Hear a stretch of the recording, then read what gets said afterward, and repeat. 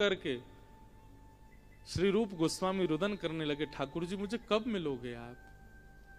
और तभी रूप गोस्वामी देखते हैं एक नन्हा सा बालक दिखाई दे रहा है।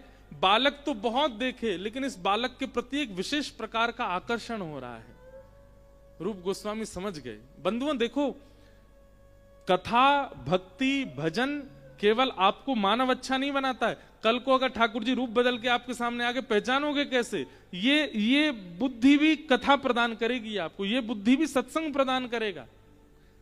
कल को अगर ठाकुर जी आपके सामने आ गए, आप कैसे पहचानोगे?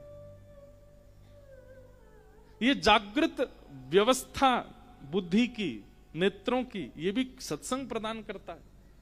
उस बालक के प्रति विशिष्ट आकर्षण देखकर के रूप गोस्वामी समझ गए कि ये बालक सामान्य नहीं है। उसके पीछे दौड़ने लगे। तभी वो बालक एक गऊ के पास गया और वहां अदृश्य हो गया। और तभी उन्होंने उस गाय को गौर से देखा तो उसके चारों थनों से बिना किसी कारण के सहज ही दूध प्रवाह हो रहा था। एक स्थान पर, एक टीले पर, उसको गोमा टीला कहते हैं। जैसे ही दूध प्रवाह होता हुआ देखा, पास जाकर के देखा, बोले ये दूध कहां जा रहा है सारा? तो एक गड्ढे में जा रहा था। भीतर से जब उस गड्ढे को खोल करके देखा तो हमारे वृंदावन के प्रथम निधि श्री गोविंद देव जी वहीं से प्राप्त हुए। बोलो राधा गोविंद देव प्रभु की।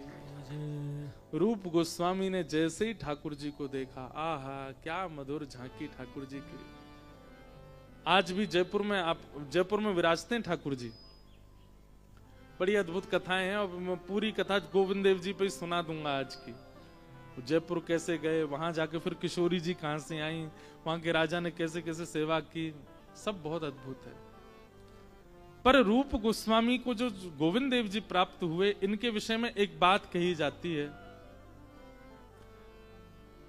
श्री कृष्ण के मुखमंडल की जो आकृति है, जो शेप है, हर व्यक्ति के मुख का एक शेप होता है ना। जो चित्रकारी बनाते हैं वो पहले सर्कल बनाते हैं और सर्कल पर ही फिर काम करते हैं उसका रूप बनाने का।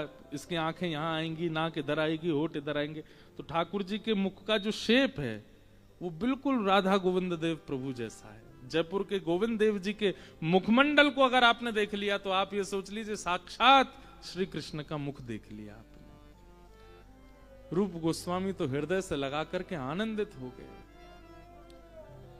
रोते रहे। आकर के यमुना जी के जल से सुंदर अभिषेक किया।